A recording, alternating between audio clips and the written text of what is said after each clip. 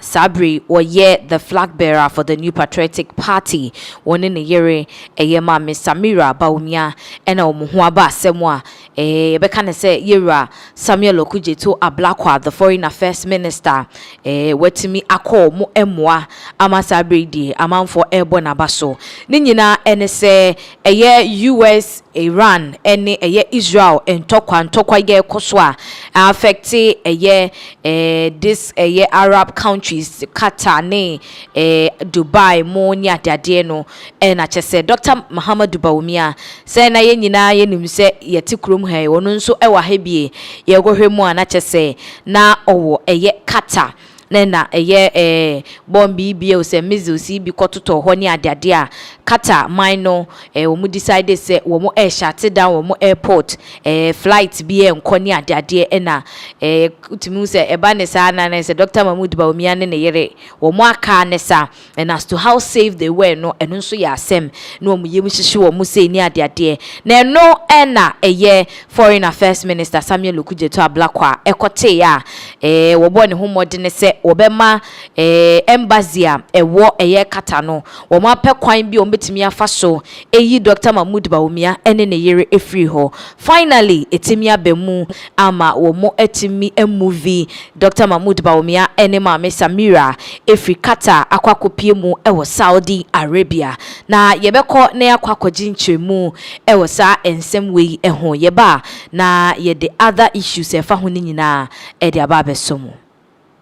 Former Vice President Dr. Mahmoud Bawumia and his wife Samira Bawumia have been safely relocated to Saudi Arabia from Qatar following the escalating tensions in the Middle East. Information gathered by TV3 indicate that the couple were caught up in Qatar following the closure of the airspace, which has led to the cancellation of flights. Ghana's embassies, under the instruction of the Foreign Affairs Minister, were directed to prioritize the security of Dr. Bawumia, his wife and their entourage, and provide necessary evacuation assistance for them. Embassy officials subsequently worked closely with host authorities to facilitate smooth and confidential travel arrangements. Dr. Bawumia, who is also the flag bearer of the New Patriotic Party, NPP, is heading to Saudi Arabia to perform the Umrah, which is an Islamic religious rite.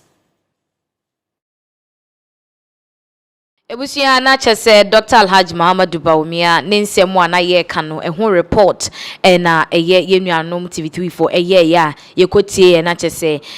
na owo Qatar na chese sa mezosi aye tutu ni bomb ni adade bi koto ho a wo mo shut down airport flight ya cancel nto bi entimi movie na ahobambo ho nsem so aye ade a ehun hianti no Foreign Affairs Minister Samuel Okujeto Ablakwa etigine mu ene obo ne homoden pa se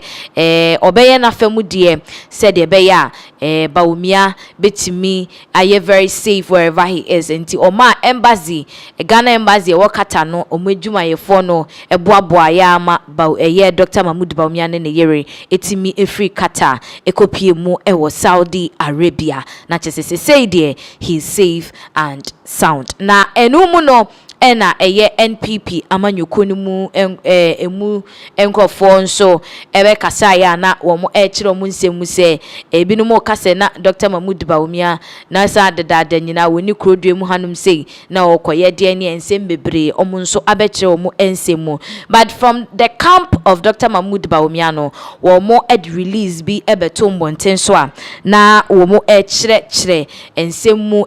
ma Bawumia echitai for enya honti ase say Dr. Mahmoud Bawumia is safe wherever he is ne ho ye sebe na owo Qatar na nso sabre de watimi akwakopie mu ewo Saudi Arabia entina ni aid no na ode sa release ne ebeto mbonten so a na wo chechire mu nte de ne masifa call ye any ade nyina and utimi say they just want the followers of Bawumia to be rest assured say Mame ene papa me chere Dr. Mahmoud Bawumia ene Samira omo ho eye enti omo nsema omo de baaye no ene dash screens ne so no or say following the publication in the media that Dr. Bawumia and his wife have been evacuated from Qatar, we have received concerns about the safety of the couple. Enti omo tire me fi bre beto dwa say Dr. Mahmoud Bawumia ne ho akwadwa ewo eye Qatar no amanfo bebre na efrefre eno mpeso mu se de na ekọ ne ho ye bibia nto omo anana de omo chene say accordingly we say as follows: Dr. Bawumia and his wife Hajia Samira are both fine and safe. The couple left Doha, Qatar this morning for Saudi Arabia to perform Umrah, and an essential Islamic practice. The couple would commence their Umrah on Thursday 3rd March 2026 and then leave Saudi Arabia on Saturday 7th March 2026. Akaba Kumini wono no ye the special aid to Dr. Mahmoud Bawumia eno this ansem we betuja se Bawumia we free Doha wo Qatar na omakopie mu wo eye Arabia, Saudi Arabia na ne nyina no eye enkremufo nhihye bia wo mo eye no eno en ma yera Bawumia efri Ghana krodwe mu hanom sei ekopie mu wo Qatar de to asoko Saudi Arabia ma sansensem we nyina bae na emom eye enkremufo nhihye na wanu ntu okoya wode akopie mu Saudi Arabia no ebe hyase eda ya wada ne na memeneda na omafri Saudi Arabia aba back to Ghana man emu entutimi ze abusia Dr. Mahmoud Bawumia nsem no aye ehia de ankasa enti on your screens no or say Bawumia and wife evacuated from Qatar by Ghanaian embassies as Middle East tensions escalate enti yenyina yenim said the Iran any Israel ni US and tokwai ama enipa bebre na abohu wo mabo shake because nia ekoso no ye te ha ne yehu ewo eye video mu ntie fele se ne nyina eye normal nanso enye normal sa na ne nyina mu no NDC phobia babonten aba be react na omo reaction ne se said the ye rasamo kujeto ablakwa the foreign affairs minister otimi bo ne homoden ebo aye ma ye Bawumia ene ne yere efri eye Doha Qatar e de akopie mo Saudi Arabia aso se President John Dramani Mahama ne yere ma Melodina Mahama ene MPP for ne wa ba mu anko mo be ya na nke osi ye gya wo mo hokra na de beto wo mo no eto wo mo tutim se NDC fo ni bi adwa pa se ye bo Bawumia ene ne yere ye be koni akotie ensem wo mo ede ato monten so ye ba enchiremu bebre ho a ye de ebe mamo. Bawumia and his wife evacuated by Ghanaian embassies in the Middle East. You see, we didn't leave them there to die. Oh. They evacuated them, knowing very well that he's a Ghanaian, he's a prominent Ghanaian, flag bearer of the NPP. You see? So my question to you is it not these embassies that try to help Kenneth Oyata, the US embassy, and he said no? Why will you do that? You must let the embassy help you and help you come to Ghana from detention. Huh? And just a simple question, oh. If this was John Mahama and his wife in Qatar and there were tensions, will MPP have evacuated them or they will leave them there to just perish? Simple question. I'm not looking for fights. Bye-bye.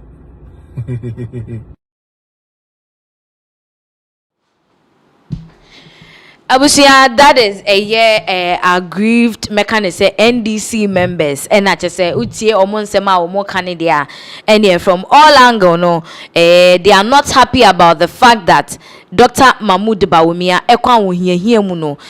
sebe NDC fo mu na makoma ye na mobuto mu yemuntin mwatimi ama foreign affairs minister through the embassy e Qatar netimi age Bawumia ene ne yere ama omakwa akopie mu wo Saudi Arabia safe and sound Mahama anka omo ebe ya na ni nyina mu no said na ye nim se Bawumia no wo Qatar Doha ekopie mu e wo Saudi Arabia no. A lot of people were wondering wo share comment section na say na bi chem say enti sa asem we ya mba enke ye kra ye hu say Bawumia eni ha enti okopie mu e wo eye Saudi Arabia no. Pictures are abetoto mbontin so ni bi eni na watch screens so say a sacred moment in the holy city of Makkah today as Dr. Bawumia and Lady Samira perform Umrah. May Allah accept their prayers and grant them wisdom, strength, and continued grace. In two screens so pictures no ABA na go ewo hono. Umrah na Dr. Bawumia ne ne Samira koye no nkremofo nhyehyeye. Ye nyina nim say wo mo ahye akomche ase amoye chiria ane empaibo amo faste na ye chemu a Umrah no ase a mini pilgrimage a de come Mecca na ye nimu no bia omo ye a so omo call pilgrimage e wo Mecca. This is a mini one no enye nhye enye by force opa na woko enti o ma hye fasting na se ne de na Dr. Bawumia ne yere enso ade omani ekopie mu wo ho. So as you can see the picture on the screens no o ma kopie mu wo Mecca wo Saudi Arabia wo mo ekwakobo mpaye na o mama ya te ase se be hye ase enei entomo Saturday die na Dr. Bawumia ne yere wo mo aba back to Ghana. Inti amanfo na ebisa question say okoye den wo ho ye njai no ne ade no Mecca and na oko said the pictures ni go no omoko bompaye because they are in the fasting period awo mo ya akonche eti akonche ni mu no ho nhyehyeye ni bi ene se bia obekọ akobompaye to cleanse yourself and all that, to have a clean heart ni ade enti enunti purification purposes ane na wo mo edikopie mu ewo eye Saudi Arabia na manfo ebo samoku jeto ablakwa abaso se wa ya ade papa say wetimi ama Samira ene Dr. Bawumia aye safe and sound. Now in view of all this kosono eniema ehunsu esisi ba sa hwefo beka ya UK friends in Ukraine and Russia war yi ba again a lot of things na went sa na enhyem crime na Israel US any Iran for ntokwaye koso yi de how eba asase eboboba esanse anopeya entia eba ne se fango ebo ekosoro ewo global marketer enya sem ketwa na ohwe ensem a eboboba ne dia na chese the percentage no ana ye nyina ye nim fango bo meche oil no ne bo se de na esitie no se say de ye da so re ya ebi kosoro esanse ye kiremu a baby a yetai ede fango eni ade no efefa ane ede kono because of entokwa eni ade a ekoso ninti no fango no entimi enye enko sede esi etie enti ama ninya no ayedin enti eno eni asemo a ekoso sabreri afa yemfiri nsem wei eso na yenko ensem foforo eso edia na yekwa kopie mu ewo eye the northern part of Ghana meche wa to be precise eye serial killer ankasa we dey watch serial killer brante ya wada hwen na sabre dey eye wa court a sentence no to life imprisonment abusia yokodemu ne nkwanda nyina obebusa se bone ben wa ye medical kase wa ye serial killer watimi atena ho ekum nipa pole 23 oba akofo utimi kum nipa 23 ema ne ye dia na chese utimi se abrantie wo hye eye wa honom no ena nsemmone akese ena wodie ewo ho me no ka say Ghana Police Service for anase wa eye a police for ewo ho eden eye nkracha ababeto monten so wo mu kirekiremu into details eniema bone a abrantie nanimu tie bare where squeeze your face yensirimpo ena boni a wadie no womo ade abeto montin so into share screens is away every the public affairs unit Ghana Police Service ewo wa Upper West region or say wa High Court hands life sentence to serial killer ane we ye killer bean ankasa. Na ushemwa was say on Wednesday, March 4th, 2026, the High Court in Wa sentenced Sharif Abdullahi alias Christos to life imprisonment for the murder of Isa Yahaya and 22 others. Into Mutrema March bosomi etoso enan ewa afiye mu na High Court ewa a sentence Sharif Abdullahi abebre na efren no Christos to life imprisonment okodem ni nkwande nyina isan say we kuma branti a yefren ni Isa Yahaya eni enipa edunumienu a wo moka homiche 22. The convict pleaded guilty to killing 16 people in Wa, 5 in Bole, and 1 in Banda in Kwanta and Bamboy. Ento mu kirema enipa 22 no woku 16 ewo Wa krom honom en woku 5 ewo Bole ye kan say Bole Bamboy de bia ye election at Bole Bamboy ena 1 ewo Banda Kwanta en wokodi sa bonifosem we ya ente say ewo ho. On October 6th, 2025, the police arrested the convict following sustained intelligence-led operation and investigation into Muchema. Afie mu October busu minimuni de tosunsia and womochi abrantie Sharif Abdullahi esanse omunya tip of bi efa ensemoni a wodie en womudi nintentete kwache na womo share nhwehwemu ewo asem no emu. He was subsequently arraigned before the High Court on March 4, 2026 after committal from the District Magistrate Court. The accused was represented by counsel and pleaded guilty simpliciter to the charge. Into Mutrema March bosomi da etoso enan ena wo mo ede ni kogina High Court e free say wo mo de asem ni e free District Magistrate Court no asem na eto aso ekọ High Court a ewo wa na wone na lawyers for ne ba ye ene wo beji tu mu say boni a ye de bonu ni nyina e nokre wayo. Upon his own plea, the presiding judge, His Lordship Justice Osei Wusu Entry, sentenced him to life imprisonment in hard labor. Into onwa pacho bi agitum se bonemia na me yo mu mi mobo ni de na judge pani a wotena asem no so yera Osei Wusu Entry ehwe no se abrante ekona kodemu nkwanda nyina ayadwumaden enso eka ho bie. The convict is to serve his sentence at the Nsawam medium security prison in just tebri no edina fi wa etifi honom edina ba Nsawam amano abetwa ne life imprisonment no. The command reaffirmed its unwavering commitment to uphold the rule of law and will not relent in the efforts in ensuring a safe and secure atmosphere for law-abiding citizens. International say there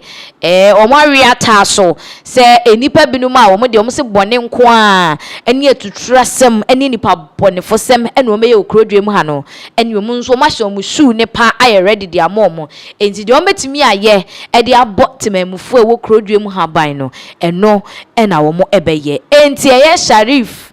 Abdullahi wokotwem ne nkwanda nyina gibia nyame bem ente saa so de a ene until further notice gibia wawu ne yi na free ho na amanfo che a this sentence ne kura sua o hwe comment section bi che se we die sua onipa die wanti setimi ekum nipa 23 must life imprisonment munku ni bi nhye mo firing squad pa na nka mo nso mo de amano na nso se de mra na etie no eno ena judge owusu entry edi so a wa sentence yenua be ma ne kama now ensem foforo mu no enwada na ensem bi etwaguo ewo abefo mfidie tintan so ananya asem keto abusia ye kire mu ana omo alleged don person say Kumawood actor bi ewo krodue mu hanom say ya watwa nananom ewo ensiedo Pa George eno nso abehete pa ewo krodue mu ha enya asem ketwa na Pa George ensem a eba no mu chema papa na wu eni ade ye hwemu no na chese ono ankasa ababonten ababeche mu se minwu yo metiasio minwu yo ochema amanfo peso mu bo wuo de manu sanse Ghana ha de ye de ano to so a si wawu a kia ne ken utumi wu mane ye bato chema onyen wuye wa ba kasa a wa afa eye rumor na ekoso no ehu yenkotie no emra pa George na maka ka si wawu no minguyo me ni nyame ekan tambi nyame me say me nya 96 years and sign me wu say 10th May ya day ni manya 89 into that as I come 7 years I'm a day bobom life it is out to baby not oh yes say pa George I na be sam who me siew and sign me ba maba na no mo mba mu akọ baby ama me na me ba menya baby atena eti pa George de onwu ye ene be hwade bia me na mamusie and I met him. Dada Lumba, where are you? What I'm Wasamokwa. Abusia, that is a year Pa George. Ye nimno pa ebano akan drama ne a year Kumawood movies near dia. No born a home modern papa wo moenya sem ketwa. Ye nim or ne kwashe mo nya dia o mabedi o mobre e wo Ghana ha. Na yenke bin shemu a yetete yes papa ne wenye obetek penene sa ni echema papa ne wu e na amanfo kase oh ye my busuafo hyeden rest in peace any ade na Pa George chem say ono oni nyankopon akasa so obewu a age age 96 ne nsonya woni hwan say obeba be kase wawu wa berekra wonwu ye entimu a moto a mo bo wuo ma no ene mo de ne mfoni ni ene nam internet ne so na mo claim say wawu no he is alive onwu ye enti ono de 96 ne so na mbekase wawu a ebie betimi aye nokre but pass age 96 ne ensonye ne de utimi emeka nche ne se wawu ema ni enye yi ene de ogitumu a ema so enti afa kra ene wo ba bedi eye 89 no nso no owa ahoden wakeka ne ho eye yi enti he's now coming to live his life to the fullest or be born life any ade ene amanfo chem se enti Ghana for fake news ni false news no aya na mo publishing sana e de na eba because se nipa ni wu ya eba ne sen ene ye kase nipa na wu ebinum kra taage e honorable Sam George o mu chem se wenyina e cyber crime ni ebie enti se de mo ayere mo ho a mo chicheche Nigeria for ne ade no ya nkrofo na o mo nso o mu use internet no to cause fear because we cause fear and panic. Se fan say obi a odo Pa George ye pa o ye so much of a fan of him no ehu a obi okra obetimi esu the whole day like ehu ni ade areho ni ade enti sa news we ya ababeton na busuanfo kra on men no bi o busuani bi on ben no na afa busuani no e wo ho awa kohwe internet so be hu ase ese bia ne wo fa na ne na ni bibi e fe ne Pa George no wawu fear and panic ti amafo chema e was honorable Sam George emprempren ni animanim ye wode ne nice form na sa eye false news about the death and demise of people no eto etwa e wo internet ne so because ehu bono ano ya yedin edo so kra dodo e wo Ghana krodue mu hanum esei enti Pa George akasa ebusianfo o chirema he's not dead, he's alive. And so people that are speculating rumors about him say he's dead and all that no enye no kre. And mind you, he's not the first person now ne onsem ababeto mbonten so a amanfo kase bia wawu anase bibisa utimi ko internet ne so na obeko na eye Empress McBrown ni picture da ho ne the accident car bia ka ho obehya accident car ne the funeral song anase atentemben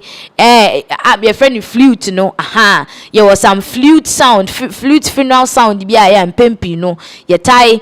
ya aseminim say ya customize for funeral so say for the demise of people the announcement for the demise of people no be kono na da video na se kama na etwagu TikTok ne Twitter ne other social media platforms na eso na ne kpeniu amafo chema. This has to come to an end because aya na ha adwene obehu na ye maamefoi yesi weyewu obekono so na nipa no owuye ɔte ase pa na nso fake news nti yetimi ya kwa ese Davido ne hwa mu nyina ye den ewu na nso bekomu no na asem no enye nokre enti pa George Chema he's alive and kicking enya dia wawu ye free pa George nsem we so na ye call US embassy a ewo Ghana abusia omaye de obi enye bi da ewo krodua mu ha Ghana for bebre na react to it na so ye nyina ye nim se afi World Cup afi ni enim se games ni bi bekoso wo US enti nipa dodo na nke bekọ akwaje wo ticket se wo mo ene wo visa so wo mo kọ US akwakohwe akensie na ebekoso na so US for the nsem ya beto monten so a call for a lot of attention ebi say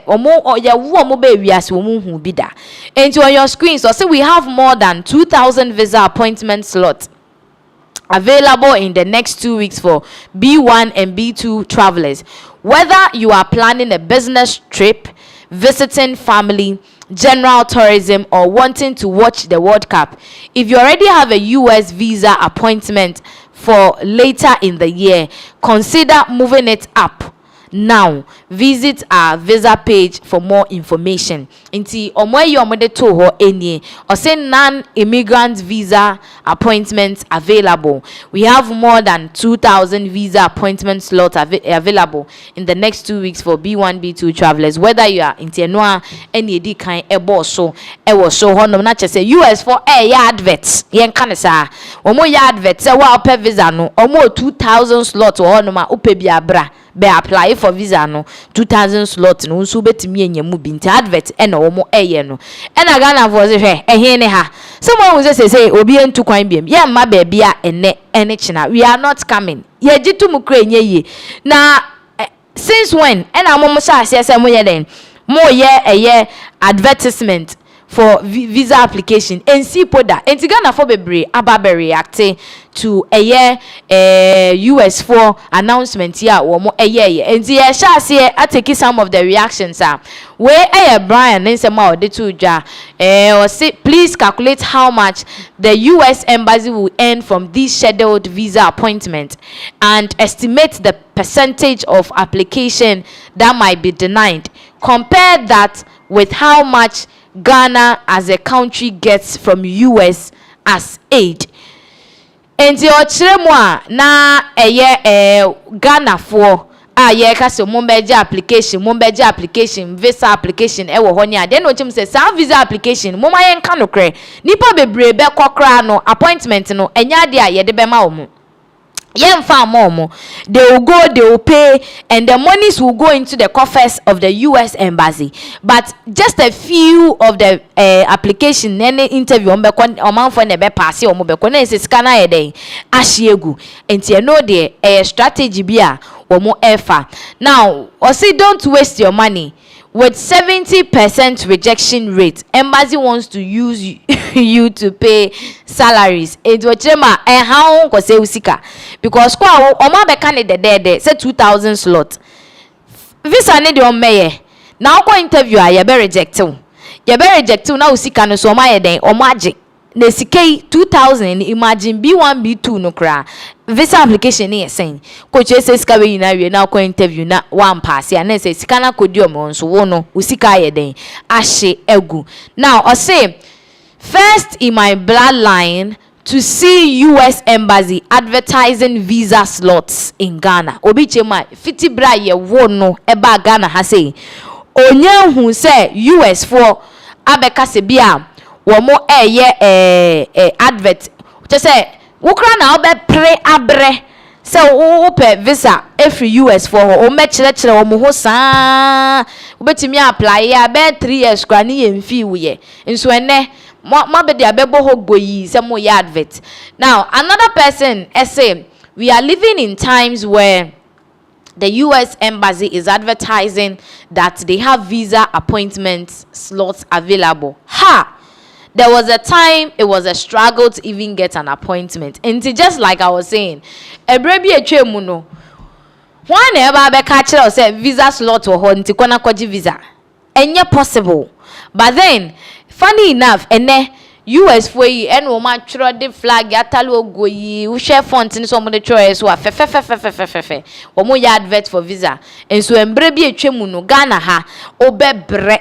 sebe ebinum kra enam so de omusika akoma eye agent ni ade ama agent fo de omusika adwane ebim chese ebre ebinum abre no enya asem keto enso ene visa ni ye to atom anim so ebim chese all be live ebi say Ghana people no want japa like this.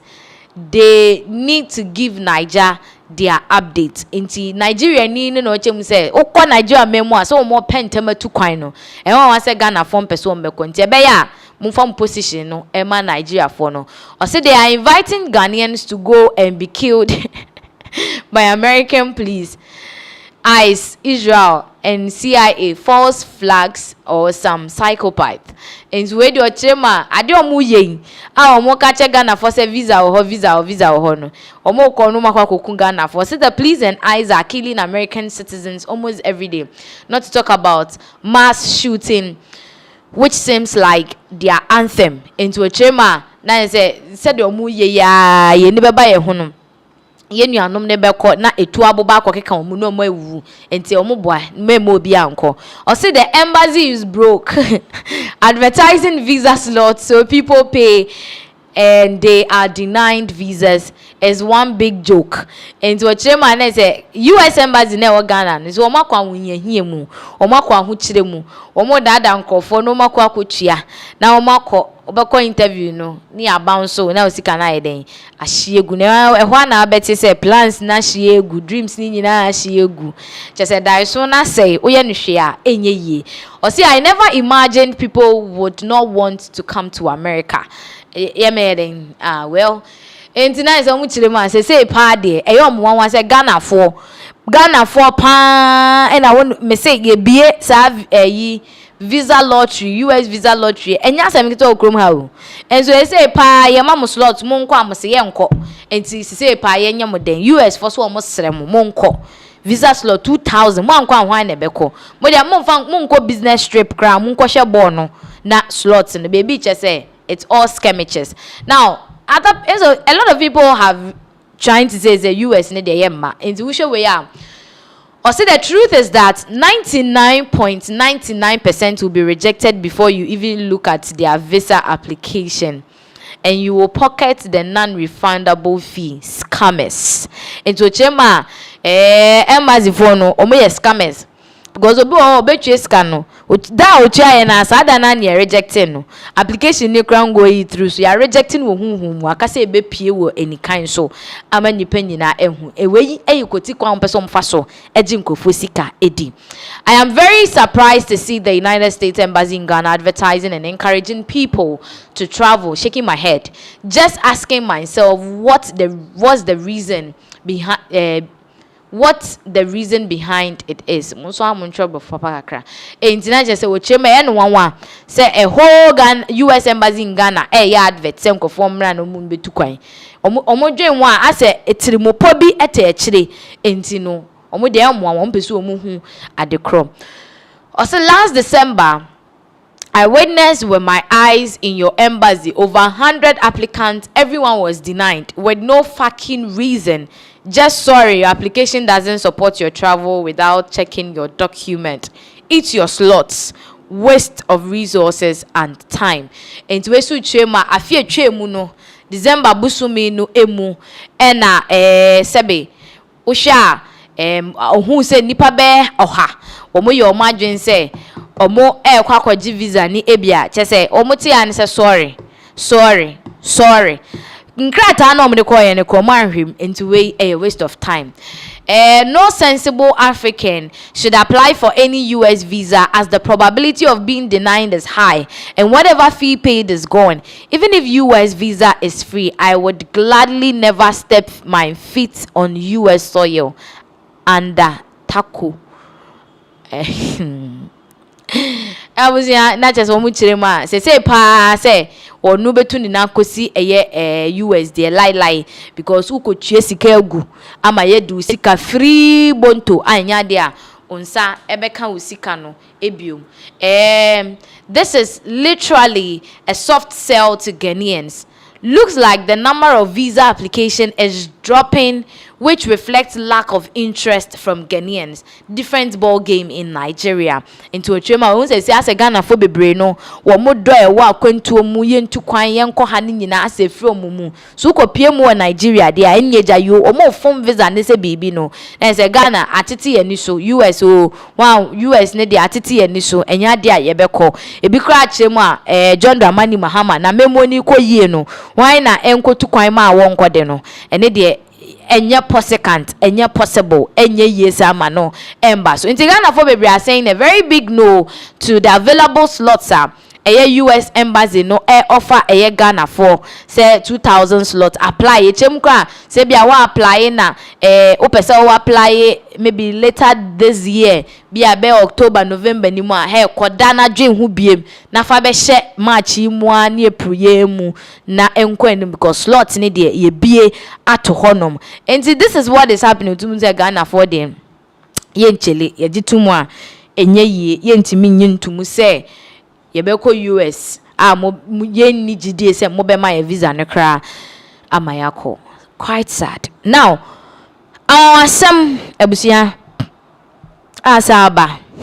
eze de we de kwama ye papa num ne enuanom mema ne yebusuafo na mo kocho ba se mami fufuo 20 na mame aponche na owia mami odwan odwan mami odwan 40 aponche 30 na ne fufuo yi no omusi ho enye ham aya me frama me wai me penkatebe na mo mix combination na mudi no ara wosem eni ehuhu sem aba na sesese yade aba eche enwan ene mponche no sabre de edo ha kese eba beto nipa abrabo so esanse echiremu a yare ni din the sheep and goat plague ane atie se enwan ne mponche so a it is very, very, very deadly for human consumption. As I been one sema ba mutem say West Africa had e be dwepa say ebre bi beso a ye nya aponche ne se odwan ne mfanto nkwan mu na ukotu bi say de nkwan mu a na wadwen hu mienu because aye hu luckily enough this is coming at a time where we've gotten people like Ohinini Moni ade o mo push agenda about the consumption of enema ekoye mu no eno na ne ema yade hu ne ye go fan ne ade eba. But then there is a report on this sheep and goat plague here ye chire mu a abai ye beko na yakwa kotie emu amanebo na yeba yatoa enkomotwetwe no eso. Favorite goat or sheep meat served with fufu, kokonte, omuto, and other popular delicacies in Ghana could soon come under pressure. ECOWAS is raising concern about the outbreak and spread of peste petit ruminant, a highly contagious viral disease popularly known as goat or sheep plague. The regional body says more than 150 million goats and 110 million sheep across Ghana and other West African countries are at risk, with fatality rates among infected animals reaching as high as 90%. Simon Kihu is a representative of World Organization of Animal Health at ECOWAS. We meet to confront peste di petit ruminant, a disease that may be invisible to the global headlines, yet it's very visible and devastating in our rural communities. PPL silently erodes food security, income, and resilience. In the Sahel and the coastal zones,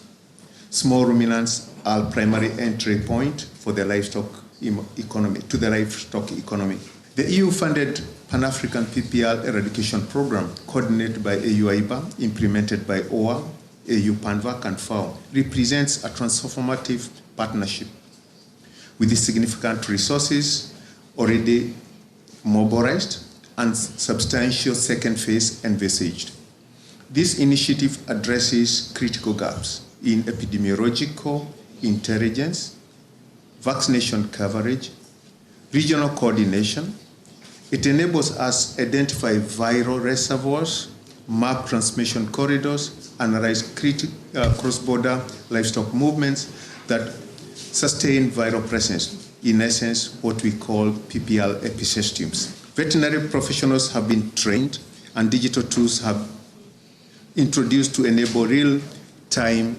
monitoring of campaigns to date, hundreds of millions of animals have been vaccinated across the participating countries.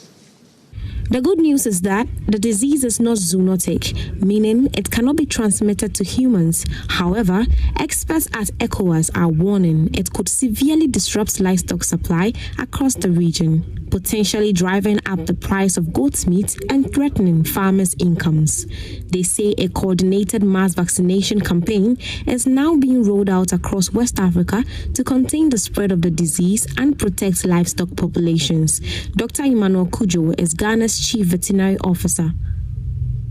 Livestock production remains a cornerstone of economic stability and rural development within ECOWAS member states. Mass vaccination campaigns are among the most effective tools we have to control and, where feasible,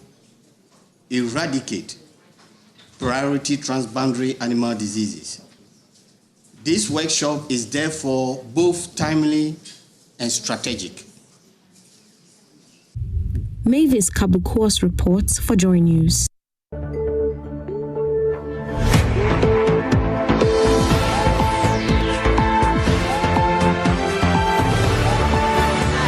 Chese a year sheep and goat plague yadia aba say atiesi a year mponching any nwan so no mo kase baby e keka kono Africa ebibiman ye na chese yenum ye de ene ye ria ponchinam ni odwan enya asem ketwa sese no wanya hweye a enam no kra munya bi na moare ene ebi no mo chese Ghana for so no mo pese o be vegetarian vegetarian de ni dictionary mu ye de ne se ye benya nam enam a sebe o twia na chese nkwan na petigu anim na say yes ya twi meat no no ye gitu mu a enye ye but assistance now ne de from the reporter eba no ya de no spread pa etre komo adodo na so mponche ni nwan no te bi ebedru ba bi ye nya mponche ani nwan entu ukoto se wo ebi de aduani bi mu a na wa ya hweye na emom eni jesem a wo ho ne se entre enko nipa mu baby no mo say this is an friend is a planned thing o man o man shada hye de ade ne de ama mo no mo behunu na ye ahwe nipa obedi kan ye vaccine no mo de akwaji sika ne ade ze Ghana for de mu kire ma say de covid ne ye hye ton ma ya vaccine benya post no sa no mo type so mo hye we nso de emaye ni nyina mu no de kan se ahweye ene nyina ye be hwe ye ho now and someone so about plantain chips e okrom ha e sha se free ohini ne adazo a sumpa nkomo presenter wo sumpa FM ni show no eso a sabre de ye ka se plantain no ayere no wo mo de rubber eto angwani mu ene wo mo de eche no na sabre de plantain chips for chirema dia bay de wo so mo kom hu bom no mo ye baako ento mo omati association plantain chips association as sabre they are coming to fight for their business and omuntimi ntina se emma ebinumu engu omadwuma emma no enye ye ento my friend se nchirefo enhie mu se den na ensem mo mahwe egu ho no abusua ese waso ensema no yinko ni yinkuti from Kasua to Jowulu Junction ye nyina ye kan ye ho abom ache mota ahemfa Babia Waja Junction Makati Obia Sakama Junction ye nyina ye bakwa kan ye ho abom edin ya kitamin edin ya nya eba hanom say obia representative obegina ma no mefria na ba ana ya gigi obia numbers ye na kwa kan ye ho abom say ye funkro mu ade efise brifri bra me chisa se me chi plant be sisabre me hu da so be the rubber ache plantain ni eto so mienu Ghana for yes ramo benefo se kan nti na akato yanto ade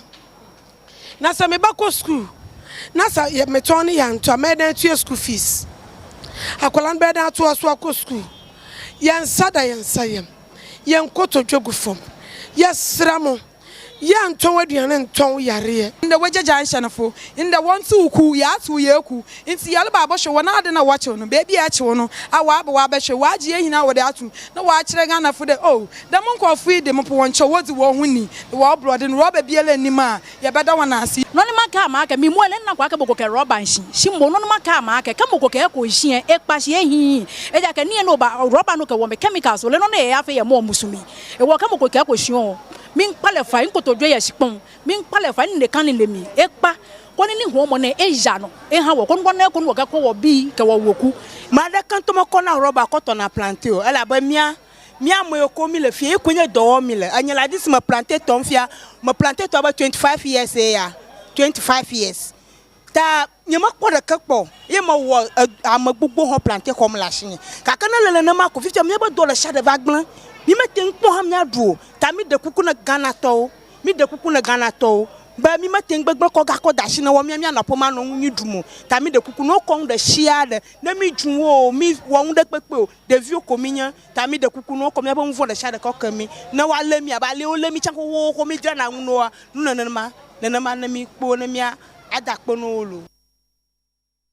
Abuzia ena da ho no ane mo amoye awunafo mu nkyire mu ase ho maye ane na chese o mu kyire mu a o mo nti bi da obi kyire mu a wa ton plantain be 25 years ni wontin wa suma semo da se ebi a plantain yetimi e de rubber eto angwanim e ma ne nane ma plantain ye crispy o se crunchy o se grew e ma ye re ma ne che ensesa kala ni ade omunti bida entina chese ne kura ne se eye ohini ni ene other eye sellers a omoye videos ni ade ka se eye no kura bi no mu de chi ni ade no so omoboa na omoya sa so a ejuma no no mu gu no because enka first no ye do traffic mu ni enyina ye pese ye to plantain se we do traffic mu na plantain ra ni beja yes plantain washa ne style bi na mentor na amamento because ebia na we or the rubber na eden echi e ba ne sa omo san so a omo plantain ni kofie dia at the end of the day no they make nothing and they cannot support their husbands no manya bi po dia eden e de ahwe omo ma e ma na ye nti say no omo frefre plantain sellers ni nyina mumra ne enkambom let's fight for a good cause let's end whatever is happening but Ghana for bi ni mu chese the hypocrisy from the side of this plantain chip sellers is too much instead some friends and trofo nchi mo be kire say oh enya ade a obia ene de rubber no echinti yesre mo de mo nto na mo de rubber na eche no munyae na nipa nkwa ho hia no mo be gina ho ka che se enya nokre na yenyemfa bi nye enti demonstrations ahodo a akoso e wo social media no so ebinu ebinu unya na nche se obi nye enti utim se Ghana fo ebinu madwa ebi so che se ye hu omomobo na le patronize om no obi wo ho a na adwuma why year for so many years no it is a way be bomu sana na afi eya hadwen and mind you in Ghana there've been a lot of businesses a collapse because of issues like this make kaikra digestive biscuit and so me try and so me try and through so catch say digestive no me de gogomi and nti brown na ewo mu no and so me hunu na yesa edu baby na nipa nto me ka yesu so as digestive ngete no yete ha and I standard nso me ka ho asem edutumi say edwadifo ne empese wo madwuma no ebegu nti omo nsem a omo nso omo de aba betudwa eno no yemfri edwadifo nsem so dia na ye ko court issue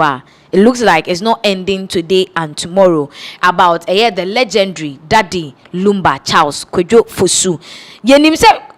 Daddy Lumba wu ebusian penny to park eni wodo broni ni amanfo bi ene ne ma no kakra na eka ho no makosie Daddy Lumba ewie mami akosia se wa papa shi ni team legal wife ena yete se omo nso de betu dwa se man ka match busumi ayewo mi wo mo eba be ye echire na edin na sesa to celebration of life for DL na enumu a ena betu dwa se ebusian penny to park a wo ye no what the asem na court at the injunction akwakoto celebration of life amami akosia se wa ene papa shi ni team legal wife for person wo mo edema Daddy Lumba no esanse wo kire mu a Daddy Lumba ne de hye wono pe ene wo ho akwanya so obetimi aye bibisa ede ama no into de tabo akọ court se omo mfanto eye dwumedie no eso na eno na nei omo ekopie mu ewo court amene o ka say court eto asem no akwakwahye 23rd March na chese the anticipation of the program coming off on 22nd was 23rd no ya yeden age egua ne se enyamba so na lawyer ni a ogine mu ede ema eye Dadilumba ne maternal family me chende maami chifo ebusua no ene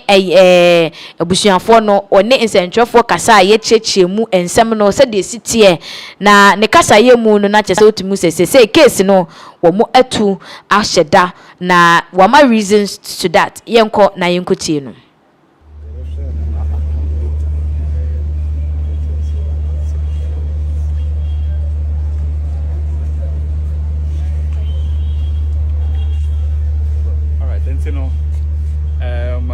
Your porter injunction application obuso panyina file say program bia lumba enua ninua ba ne wofa e person organize amount to celebration of life. Sa program bia who say obi kro nya obuso ni organize bi wo UK obi a wanya obuso ni bi organize bi o mampon but obuso panyin say the ninua ba no organize no de court and fire injunction to no so no na ebusa panyin no kwa ne obi a ohun kwan so yes our program no enti no court no etu aseda ya membo aye ba 23rd na court na ti obi a anu asem na afi no ma ne ruling enti no ya ni ti wa no Enti lawyer ni a wogine mu edema the maternal family of Dadilumba ena ekuti ne nsem a wode etu dwana chese wotrema injunction a eye abusua pani to park ede koto eye celebration of life jumedi a ompeso mu eye edema Dadilumba no enu nti enene mu ekopie mu ewo court na de enwanwa ne se abusua pani sebe atemo a wodi no enkamra according to omo no esan se dwumedi ompeso mu di ne enye se bia obi nya bi da wo chema akọ UK US ni ade kra manfo timi eye program in honoring Dadilumba ne legacy ene na brabo a obebo ye wa asasi so ukọ other towns ni ade ankofo aye bi enti omo nti ase de nti a edru maami akosua sewa ene eye maami akosua brempoma eye Dadilumba ni nua ba ni abusuanfo so omo so meye bia abusua pani to park se da order ojitu mu a enye ye enti court emfa injunction ento so se ema omuntimi enye dwumedie no na eno na amanfo bi che se then ebusia pani wo yesa wanya de enye yie no mo yo so mo ye celebration of life then anybody can honor him enti ebusia pani to park is doing too much enti won twitwa nsem no so no njai de all kire no because o yesa wanya de eno ena sabra me no wo kase anamonsi ni a wo kogina mu ede ema eye abusua pani to park ewo court hono menne no wono nso aba abonten abekasa ede afa ho de nti a abusua pani to park and abusua pani guy wabe ono nso etu sa na mo ne se oma eye sa celebration of life ni nyeden emba so na nsem a wode etu dwa no ye be ko na ya kwakotie no ye ba ensem ni bebre ewo ho a ye be hwie gumu ede amamo ye ntie ne mra me patro wan wo di wani akwa me di mani akohwe wo hu baabi a yesi eda na me ka cho sem ya busu ubegina ubetini esi sudua se wakohu baabi a yesi eda di me patro wan lumba no ya mfana anko baabi a yesi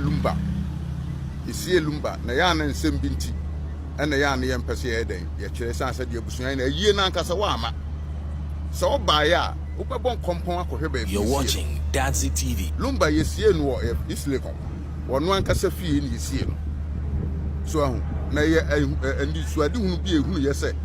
de ho ye start wo abusuan ni mu no ene se de esi ko no se ye de kotoko a ebinom de abufuo be kwa akotufu no ene ye de koto pa akososo a ebinom de abufuo be den e be kwa akotufu no wa hwe ni wo esi kura na asabe abusuan pani gina ye ayie ne ekopa ne kwabre ade ni sie ye ene ye so ne makura ehu no ne ma ehu no ya kata nanim ye de koko boto and lace no am ko heye no tin ma no nya dance ye dikan abusuan pani so ne dafunu abusuan pani ne dafun obi na ba decoration abusuan pani na share say yamfa koko boto and then your cocoa be as soon say a plane a beer at the hoa, Ushemu Uhunin. Yet the little Coto Santasi. Santasi cried the young father, you I'm a Busuan in our bed, ever show me so only. The master dear dances only. The years so be a Kunadia dance a Yanukun. So. Abusia Anamonsini, representative of Abusia Penny to Park, I will copy mu ewo court honum and I watch him say, dear Akosha say wa papa she, Tim legal wife, any Akosha Bempoma, no. Nina fe ye na woma ya, o mano, I yen so my ye, I sabe, yen to me no. And no, and woman found one almost almost a celebration of life near the Adiano. Now, so no crow woman say that the Luma must see no see when you fee ever is legon, baby. I know your dobro need to know. It's and so almost Subaya, legal wife, one name, maternal, for ne de Binomobaya. Womuko sien when you chrome crown komekwa kotufununo nkafe kwan wo mobeye funeral 2.0 ede amaye enti no omonso wo mu nyina so eni ni enti a wo mo ede injunction to sa annual of ede celebration of life no so because wo mu ja wo mo no wo mo ya sa celebration of life na ebia na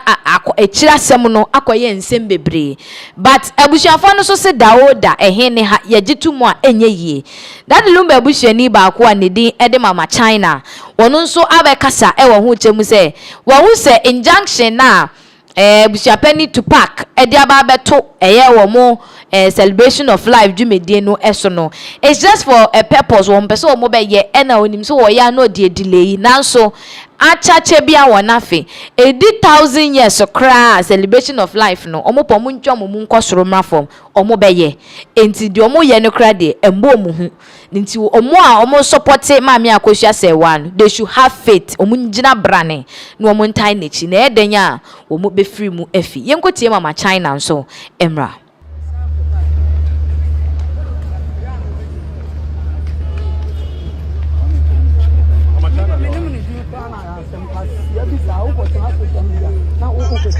Mama China na oba ko enede na obe Mama China say na ba che wo fans ni Ghana for anything legal life asama be ka che Ghana for ne say de nyame din da wo ma se sa abre ne abre bia wo mo mpae no mo gina yachi empanifo se che na be che na enso enka ho sade atie bia sade ponko ne dua anka no to no sa no wo mo de wo mo toso se den kura so wo mo de ahye 2010 enkwane ahode ne yesere onpese om ya ade bi ebe delay but me say 1,000 years kura ye be yenti de ya kan so obi anka na koma nto om yam ma wo abamu buo no ne ne me buo no ya na yesa na ye kura ba ebi amonte yanka enye se ya do ye nai na mpempi na asem bi wo a wo kan sa de wo be kan no na enye sa ene be kan wa abonten na akoye de na ye enti na sese wo monte yanka wo munya ya wo se ada na abusuafo ne nkasa abusuafo na ye nyanyuno wo mampanyi kofo wo se nsu a eworo no ne ho nye hu na de enworo no ono na ne ho ohu ti de ye bia ye so oba ache wa adwa ya na osiesie no ho sade tie bia no kura bedadi nti ya abotre ena unya abotre wutimi dwa abo atetia ehu no nso China akasa ane ochiremu a enye se obi o maye nwini ene o maje abusuapani to park ene wo ye de ono pe de na koma pe da bi wo munim de o mo ye wo so mo hyehye bibia abusuapani to park betimi aye de o pese wo ye betimi asesa lawyer for Ghana ha nyina se wo bo emfa injunction into eye mo ayi ne so but denya ebeba so life and colored irrespective of everything no ebesi so omo beye abotre ne hia era said omo tu asem na kohye 23rd no de hia ne so omenya hoden a 23rd ne so a omo ebetimi a representing na omo atie nsem a be free judge pani a wo tena asem ne so na ne ho no ma den aba but de ekwane de na chese otimi say they are not ready to give up. Enti that lumba asemi enya de asebe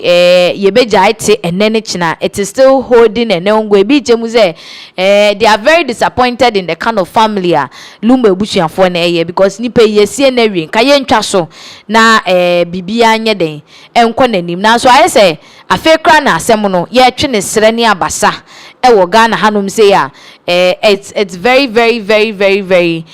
disgracing according to some people to the personality of that Lumba, a man of his caliber there, and Kadian and there was a way, it's Missisa, Emane ye, and yet fe, in Tebay Busha penny to park in Chasso, Mamma Kusha say once in the Busha for your day, in Chasso, nap or Mumbo Mobra, denya, datching, no crabby walk in Simni Munibeding, Ebe P. Abba, and the Lumba Busha for Omugswa or Mochenetary, ewo a year court. Na ye hwe baby ansem no ebekwa kodru updates bi baby ano abusia ye de ebebremo yemfri ensem we so nano ada ye de updates bi eba ya na ye twemu se Dr. Mahmood Bawumia ne babema ba ko megeka ne se ne babema ne sa because wo no de wo said wo si edo Bawumia ne said wo si kasafa Bawumia ho no itimka se ne adopted son prekope eye koka beto just say with issues happening ewo koko board ni ade no eno no nso ekohyeye na adwenkyere ewo ho na adwenkyere no okohyeye no kokasa ya ebi kotwi rande abe na etwi rande abe na se kakra fa nkranfo ho kakra esanse na wo kire mu a na President Mahama ekoka se nkrani die technology fa ne ho ben nkrani die ane dokono ni mako ne nchenam ne ade sansem no na nkrata beto dwa se eye ahemfo a ewo nkran manyimu wo mu hia koka ewo gamanche ahemfie ene koka akwakopie mu ewo gamanche na hemfie honom na de course wo ho nyina no waba abonten aba be chire mu na sa na abusia ensem wo ho yonko na yonkutie kuka. Morning. Me who was social media say 9 way. The house of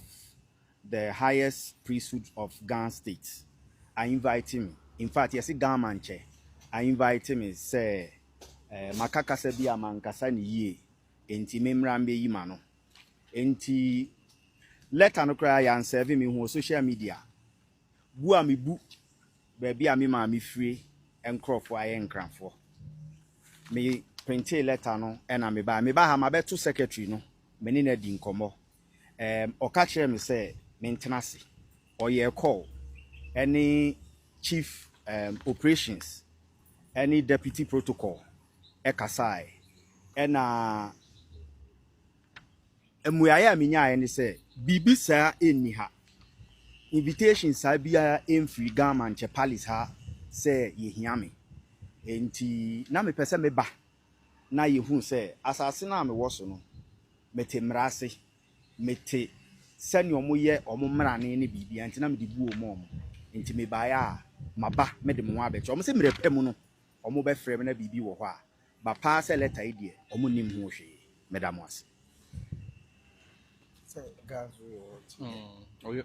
Yeah, ewo gamanche na himfie uhwe video na ye hwe na utimu se koka echi ho ni atro gamanche Palace ewo akire ho no ma na nokre wokokopie mu ewo gamanche ahimfie ho na nensema a wo kan nyina no se wokodru ye no wo mo se enkrata e beto abonten a ono ankasa ekono wo printi bi kra de koyas evidence o mensa kakrata we na sa krata we ne esemo to nsa frame se memmehu mu eneda sei ni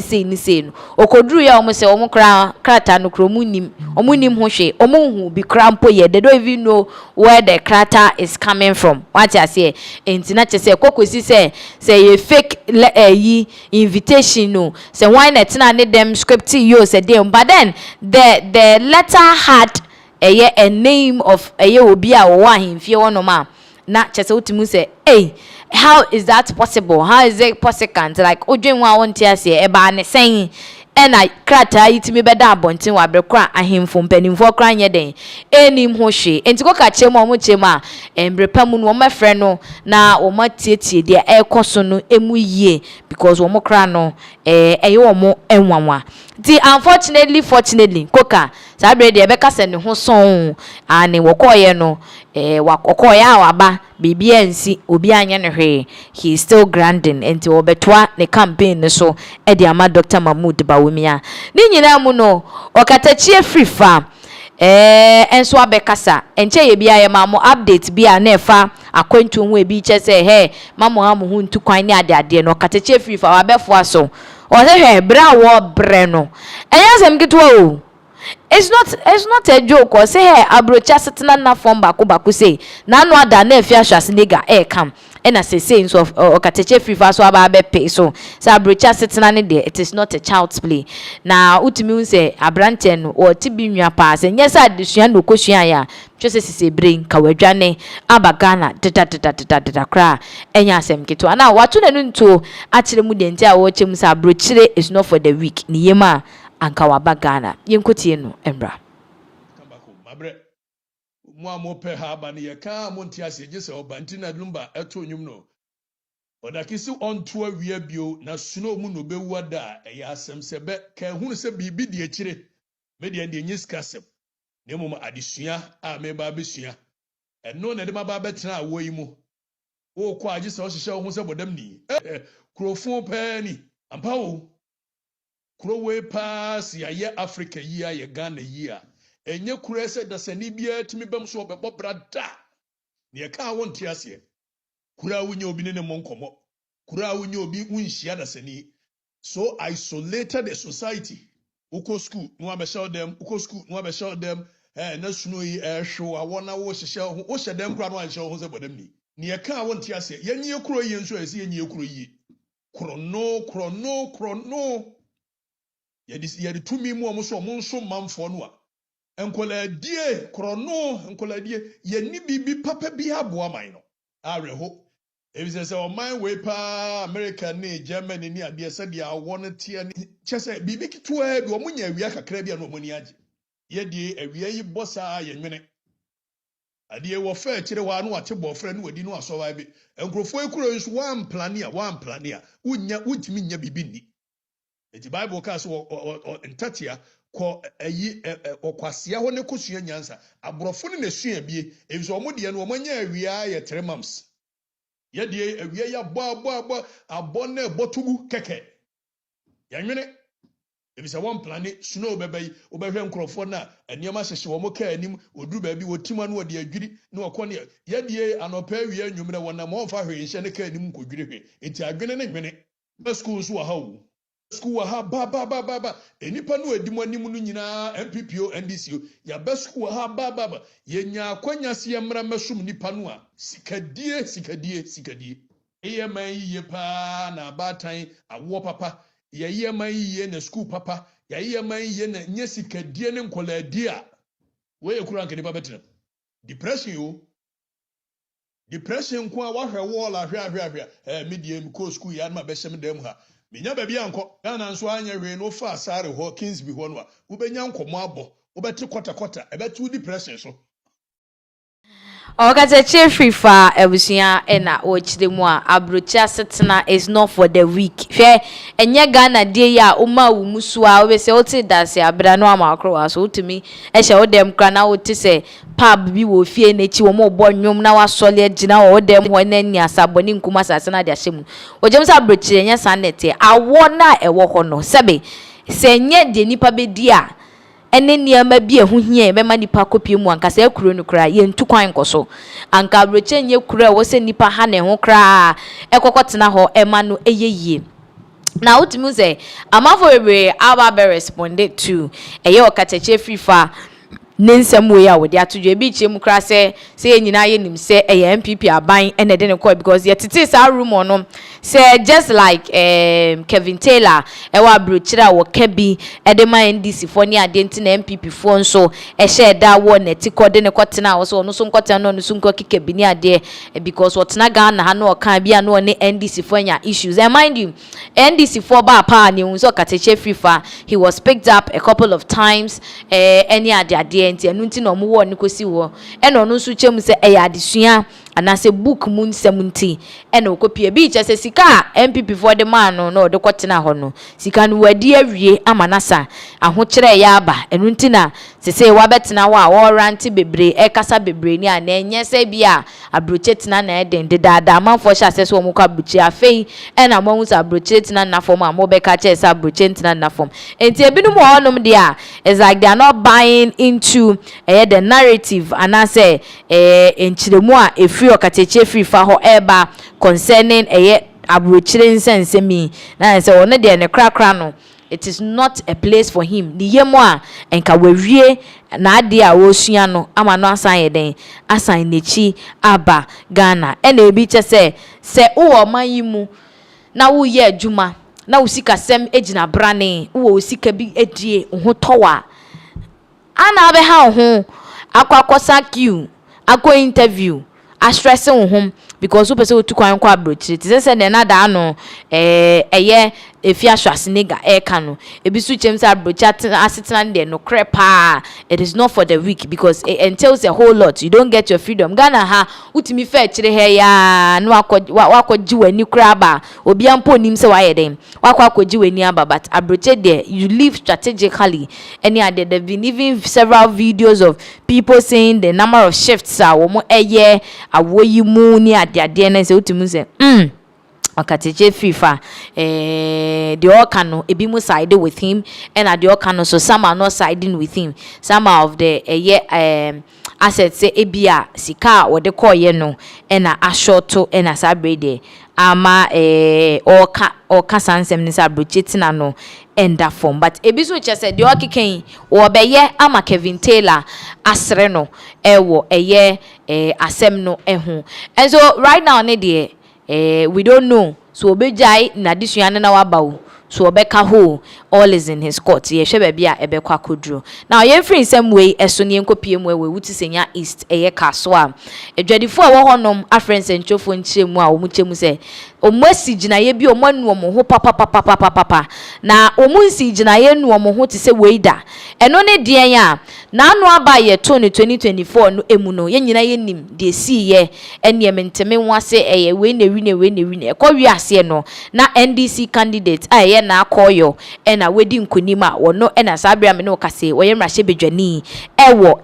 empeso ano eso anase ane na Jodifoni chirema hawa kumsin omadi bone so omanto ama no omanu omo ho papa isan say so utu edu bone a ebi ka wano no ebi aka wo mo ano ampa yenkotie wo manka so omanu mutu a wo mo eto ye fa ensem we ehu yesi sedwa men sambrella na sabe bode abakwa na twa na dodo kwam na wi abo ya sanka benana eti NDC abo adwuma ba ni sia na mu e waka so a eye sad banini ani na MPD o ma feli waka so a wo mu hawa kumsi ni adon pa na yese ne ho afono ye pamana menako ye ma me na akoyo ye papa to forcing o video wa ho o bo overhead na se e be share ye bo ni enim se bia ye pamama anya menako na eja ye no ma so ye koma ye dai adwe se we dia eye west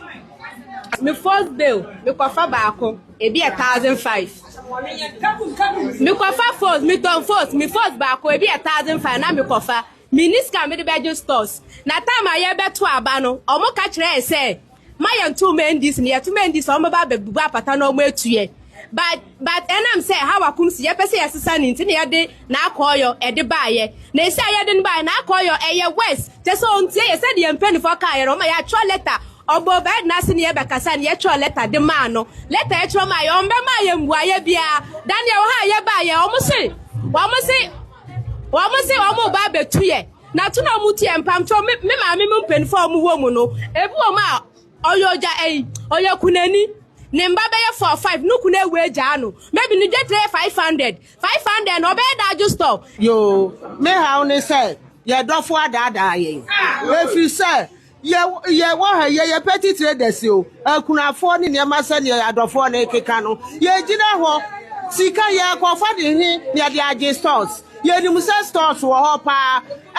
ukita sika ubenya bia han esa se ye ni sika nti ya bobọ kwa ho ye bodu afọ petty traders na akoyo wo ba no ye ni musa wo ba ne wa ba beboa ye wo ba ya no efema edru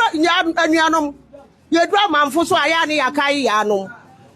in fact ora sami jamfi ora to forcing emra mo ba overhead na se ebechi amono mo ka se ye de ma na akoyo a muni ebedi ni ye basa bia ma ye betra ha fe ba ni sen yes remo mom Mahama ane vice va oba bia minim so wa abadaye na so ye MP ni de oni abadaye se du kete aye srem Momo ayen. Na yeni baby akọ. Yeni na ye Ghana for me dasi.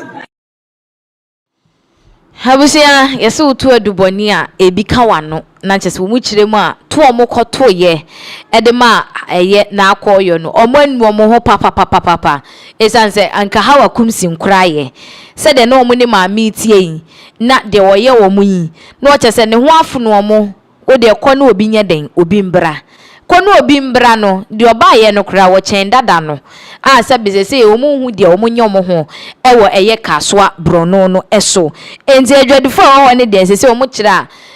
omu ani abre papa enti uhwa protest pa no omu ye ya omu age omu red ko jan bobobo omu maso omu nsa ho ni ade all in the name of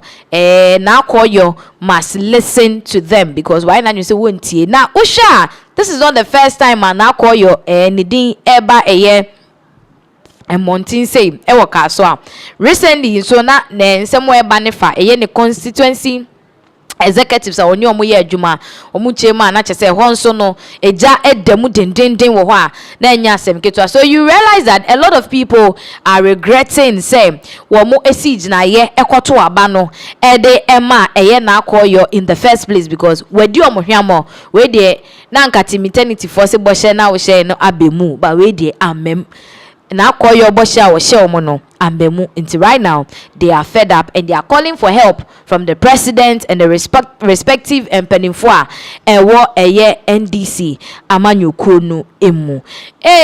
how akumsin go for your stone kwaje obo o man mu for so omo afew omo adu bone na fache wo mo enti we ni nsem asese de ekoso ewo kaso adwadifo ewo ho no na ebusia the genesis of this story ni enyina enese say baby adwadifo for netna no omoton ade ne yesi ye tu omo na yakosi stores ewo ho enti mo amotetete pavement ne so like a straw kakra na ye de amba adwadifo a wo mo hye omo dwo omo table asi wo mo bobodwa ne ade ne ye chese ye tu omo asi stores ne yesi wi a na mo aba beje stores ni ebie no mo chem se petty traders no NDC fo ene na akoyo mo te ase sen ye ka petty traders obi a ne sika nso enti se musimu tu omo a sika ben ene omo ele kwa akoje sa stores nti MC set ene eye MP na akoyo omo nsesa na omo enti omo sufre kakra now yemfri kaso afon sensem we so a as all these things are unfolding near ade no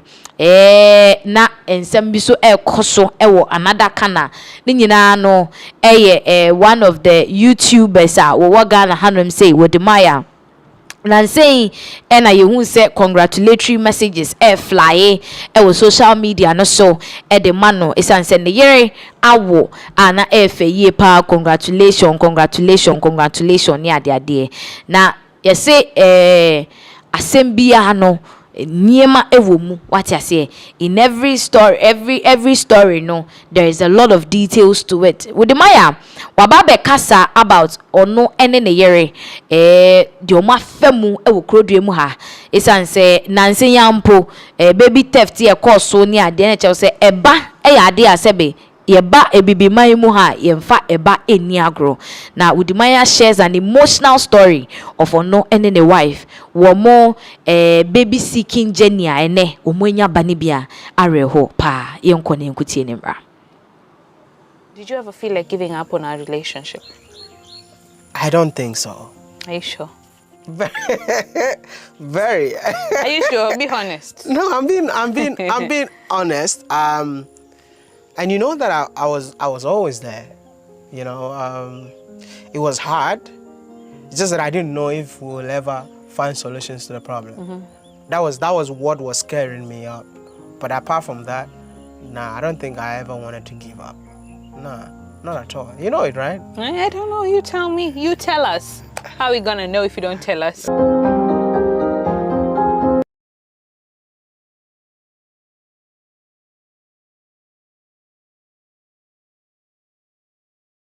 2025 was extremely difficult. You know why? Because I became a dad in 2025.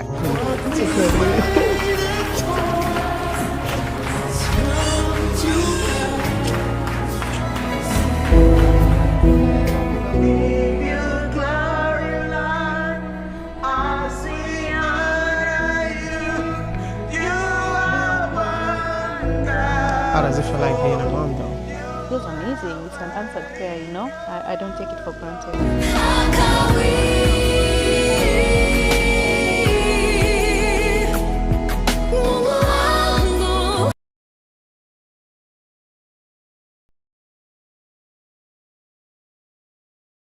I'm just waiting for the day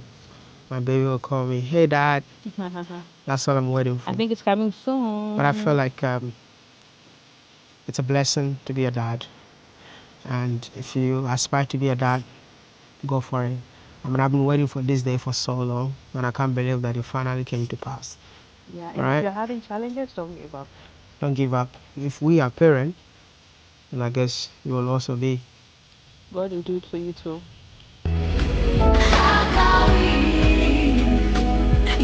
That is a very inspirational story from Wodimaya and Nene. Not just Ochema, they went through a whole lot, a number of failed IVFs near there. Just say now, even from the onset of their marriage, you know, omunim pefe, they had no hopes of having babies. Omunim say very difficult, it's going to be challenging near there, but they never gave up. And in tonkoso home dear, here, say nipa o while benya tonkoso home, you always have faith. Any idea? And then I would do my and then he said they went through a lot. Niema be brain no mu fair moi. And they omonso no ye bet me akase they are proud parent. Akase ne bani benyini keke. Na chese wo be obeka ne say daddy. Na when we say yes, truly, daddy is here. And with Maya and now I share the very sad story of how and the struggles are. One in a year, a fair moon severally,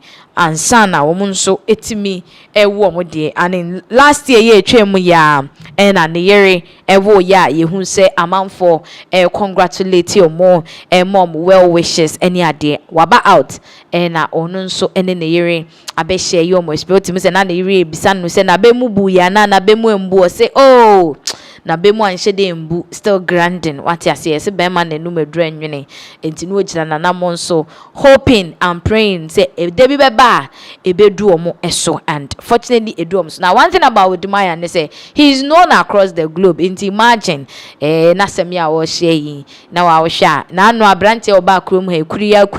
jenjen I show speed ono ana ne nam ono ne koba any ade. So he is saying this to motivate a lot of people. Be say though it's one way of creating content, you know, another way no so no he's trying to motivate people. Say omo ye omo ho na omo bom ho modene say in whatever that may come your way no onso ubegina pintin na ewiase no eniema bebre eneto eba ye so even when we are not expecting it. Yemfa munsi ha na yenda mo asese obi enya abre e de hwe aha Pinaxtv.